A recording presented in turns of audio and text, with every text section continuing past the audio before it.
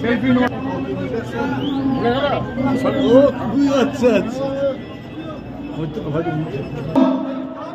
পশ্চিমবঙ্গ সরকারের মাননীয় মন্ত্রী Bobby Hakim welcome Bobby Das Firaz Hakim welcome Firhad Hakim welcome Bobby Das Bobby Das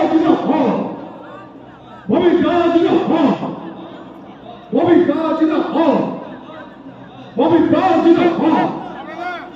Bobby Hakim welcome Bobby Hakim welcome Bobby Das তিন মিনিটের বেশি লাগবে না। বিধায়িকা চন্দনা সরকার। মন্ত্রী ববিতা আজকে বেশি কথা বলার জায়গা নেই। ব্লক প্রেসিডেন্ট, অঞ্চল প্রেসিডেন্ট, বুথ সভাপতি থেকে শুরু করে জেলা পরিষদের যাতে করে আমরা মাননীয় বিধায়ক তৃণমূল কংগ্রেস জিন্দাবাদ। বক্তব্য রাখবেন শ্রীকৃষ্ণ। একজন সাংবাদিকদের অনুরোধ করছি please. Firhad Hakim welcome Firhad Hakim welcome Firhad Hakim welcome Bobby Hakim welcome Bobby Das Bobby Das Bobby Das Bobby Das Bobby Das Bobby Hakim welcome Bobby Hakim welcome Bobby Hakim welcome Bobby Hakim welcome Bobby Das Bobby Das যে কোনো বক্তব্য রাখবেন 3 মিনিটের বেশি লাগবে না। বিধায়িকা চন্দনা সরকার। মন্ত্রী ববিতা আজকে বেশি কথা বলার জায়গা নেই, কারণ আমরা প্রত্যেকটা মিটিং এ আমরা কিছু না কিছু করে সম্পূর্ণ খবর আছে।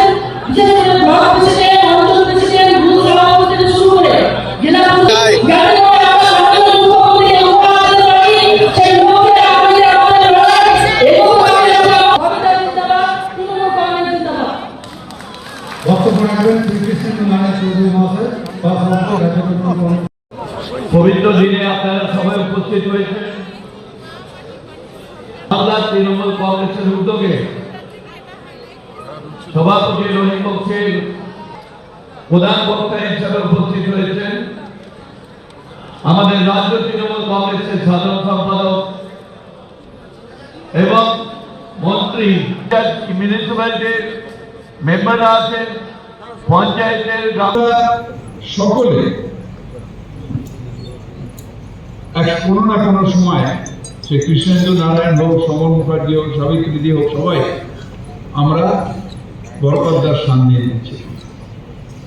কিন্তু বরকতদার প্রধান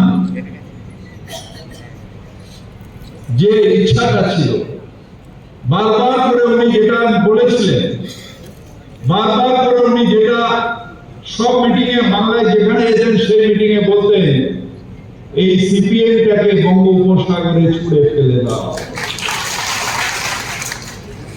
আমরা নিশ্চিতভাবে বরকতদার সেই আদর্শে বিশ্বাস করে আজকে আমরা গর্বের সাথে বলতে পারি যে আমাদের নেত্রী মমতা বন্দ্যোপাধ্যায়ের নেতৃত্বে, তখন ক্ষমতা হয়নি মোদী সরকারের আমাদের 100 দিনের টাকা আটকানো, তখন ক্ষমতা হয়নি মোদী সরকারের আমাদের আবাসনের টাকা আটকানো, আমাদের এখান থেকে সাড়ে 5 লক্ষ কোটি টাকার উপরে তুলে নিয়ে যাবে।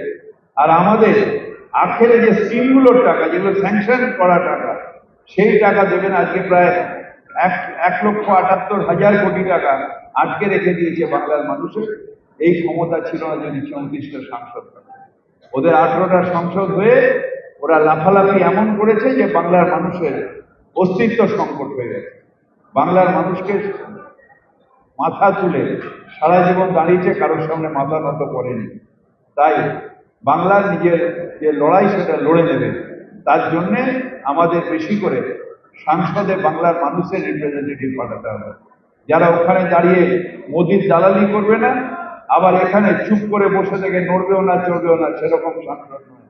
সাংসদ যারা লড়াই করে বলবে বাংলার মানুষের অধিকারের টাকা আমাদের দিতে হবে, নরেন্দ্র মোদীকে চোখে চোখ রেখে তার কাছ থেকে নিজের অধিকার ছিনিয়ে আনতে হবে, সেই মানুষগুলোকে এখান থেকে নির্বাচিত